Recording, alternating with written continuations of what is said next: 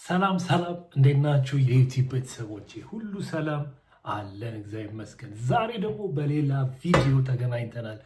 አርሴናል ከፒኤስጂ እንግዲህ ተጫውቷል። እንግዲህ በፒኤስጂ አሸናፊነት እንግዲህ ተጠናቋል። በፔናልቲ ቢሆንም ፒኤስጂ ሻምፒዮንስ ሊጉን በልቷል። ተከታታይ ማድሪድ ላይ ብቻ እንዳይደርስ መፍራት ነው። ምክንያቱም እኔ የማድሪድ ደጋፊ ነበርኩና እሱ ላይ ብቻ እንዳይደርስ መፍራት ነው።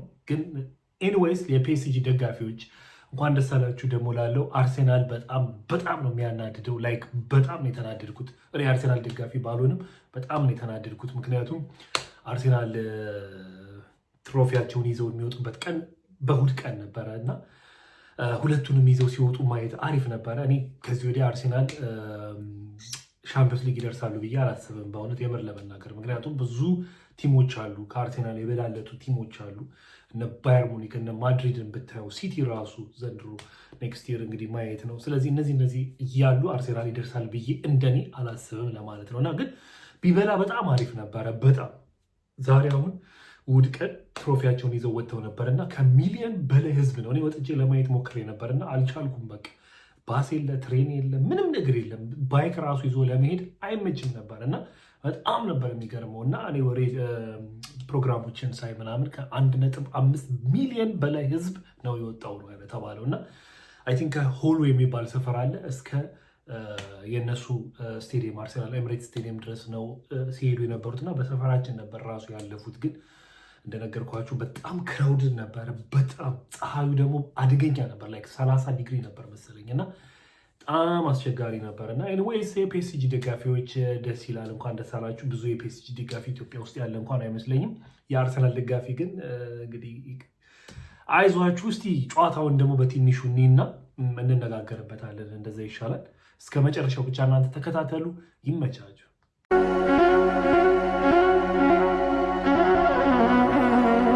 አሁን እንግዲህ የምናየው የመጀመሪያ ጎሉን እስቲ ጨዋታውን በትንሽ ደቂቃ አድርገን በ3 ደቂቃ በ4 ደቂቃ አድርገን እስቲ እናየዋለን ማለት ነው።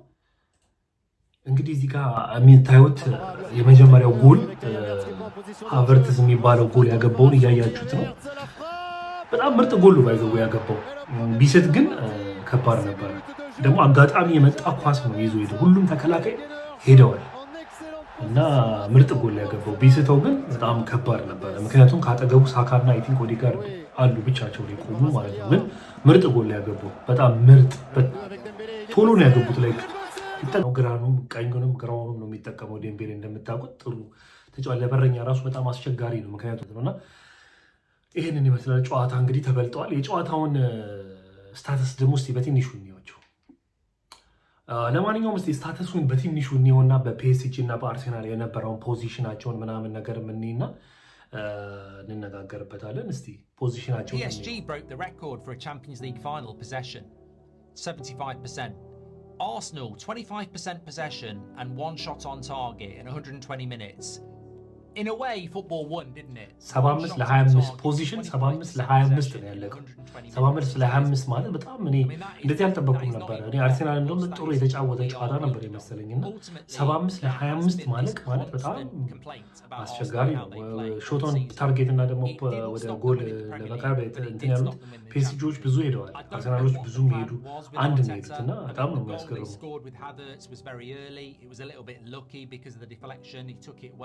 ዋን ሾት በ120 ደቂቃ አንድ ሾት ብቻ ነው ያደረጉት።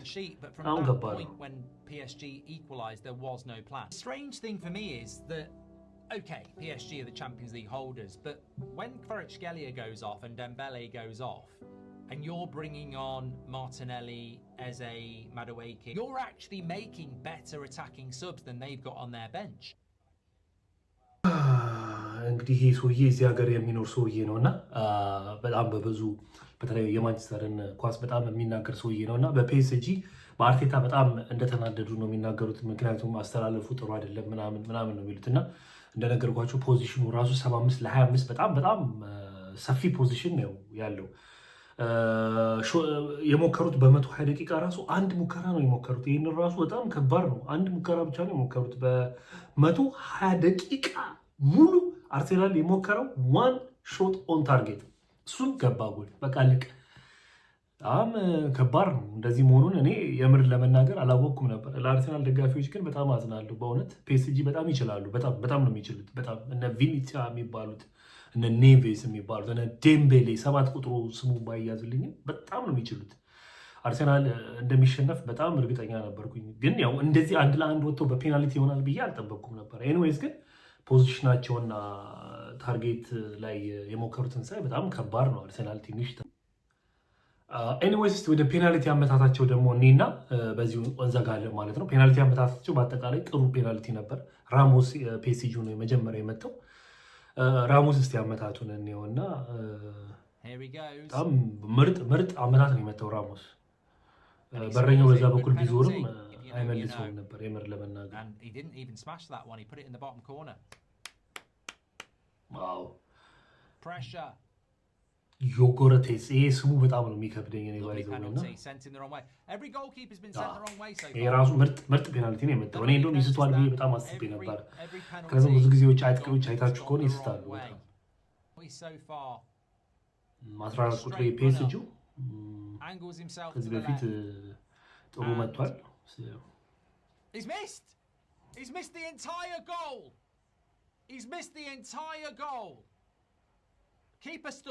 ምርጥ ፔናልቲ ነው። ላይክ ምርጥ ነው። በጣም ነው ያታለለው። ቀስ ብሎ ረጋ ብሎ ነው ያገባው። በጣም ነው ያታለለው። በረኛውን አይታችሁት ከሆነ በጣም እና ለማንኛውም ፔናልቲዎቹ በጣም ጥሩ ፔናልቲ አመታት ነው የመቱት። አሁን ከማሳያችሁ ከኤንዜ ነው ምናምን 10 ቁጥሩ በስተቀር በጣም ጥሩ ምት ነው የመቱት። ማለት እኔ እሱ እንደዚህ እንደሚስት እኔ አልገባኝም። ምክንያቱም ክሪስታል ፓላስ ራሱ እያለ አርቴታ ነው ጥፋተኛ። ክሪስታል ፓላስ እያለ 1-2 ጨዋታዎቹን እያየው ነበረ ሃይላይቶቹን እና ብዙ ኳሶችን ስቷል እና እነሱን ማየት ነበረበት። ብዙ የሚመቱ ሰዎች ነበሩ። ምክንያቱም ፔሲጂዎች ፕሮፌሽናል ናቸው ማለት ከአርሴናል አንጻር በጣም ፕሮፌሽናል ናቸው። እነ ቪኒሲያ ብትሉ እነ ኔቬዝ እነዚህ ይሄ ራሱ መሳት አልነበረበትም። ግን ያው አንዳንድ ቴንሽን ይሆናሉ። የፖርቹጋል ምርጡ ተጫዋች እንግዲህ በአሁኑ ሰዓት ለእኔ እነዚህ ናቸው፣ እነ ብሩኖ እነዚህ ናቸው እና ይሄ በጣም አሪፍ ምት ነበር የመታው። ግን በረኛው ራያ በጣም አሪፍ አድርጎ መልሶታል ማለት ነው። ትንሽ አርሴናሎች እድል አግኝተው ነበረ፣ ግን ያው እንደምታዩት እድል ነው። ፔናልቲ አብዛኛው ጊዜ እድልም ነው። ነገሮችን ደግሞ በጣም ቴንሽን ነው። በቃ ማለት ፋይናል ሆኖ ፔናልቲ መምታት ማለት ይሄ ሁሉ አርሰናል ደጋፊ ደግሞ በጣም ብዙ ነው ያለው። ላይክ በዓለም አይ ቲንክ ሁለተኛ ደረጃ የሚደርሰው አይ ቲንክ የአርሰናል ፋኖች ናቸው። ከአፍሪካም ከአውሮፓም ሳይ ሁለተኛ ደረጃ ላይ ያለው አርሰናል ነው። ያ ሁሉ ሰው የሚያየውን ነው። ስለዚህ እውነታቸው ነው። አንዳንዴ ቴንሽኑም ያስፈራል፣ ከእንትኑም ቀጥሎ ከእድሉም ቀጥሎ ማለት ነውና ፔናልቲዎቹን እንደምትመለከቱት እንግዲህ ሀኪሚም ጥሩ አድርጎ መጥቶታል። ሀኪሚ ፕሮፌሽናል ጥሩ ተጫዋች ነው። አሪፍ አድርጎ ነው የመታው እና አብዛኞቹ ጥሩ አድርገው መጥተዋል ማለት ነው። እኔ ገብርኤልን ለምንድን ነው መጨረሻ ላይ ያስመታው? የኔ ጥያቄ አርቴታ ለምንድን ነው መጨረሻ ላይ ያስመታው? ምክንያቱም ሌሎች የሚመጡ ራይስ ቢመታ ይሻል ነበር መጨረሻ ላይ። ምክንያቱም ራይስ ትንሽ ችሎታ ያለው ነው፣ ሹቱ ጥሩ ነው። ፔናልቲ ብቻ ሳይሆን ቅጣት ምት ራሱ ያገባል።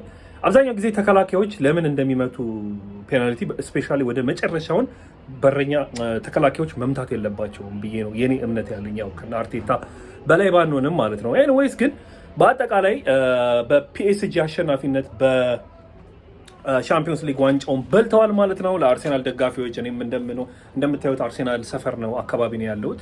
ለማንኛውም በጣም አዝኛለሁ። ለማንኛውም ለፒኤስጂዎች ደግሞ እንኳን ደስ አላችሁ እያልን የዛሬው ፕሮግራማችን ይህንን ይመስል ነበረ። እስከ መጨረሻው ስለተከታተላችሁ ይመቻችሁ። ሰብስክራይብ ያደረጋችሁ ቻናሉን ቻው።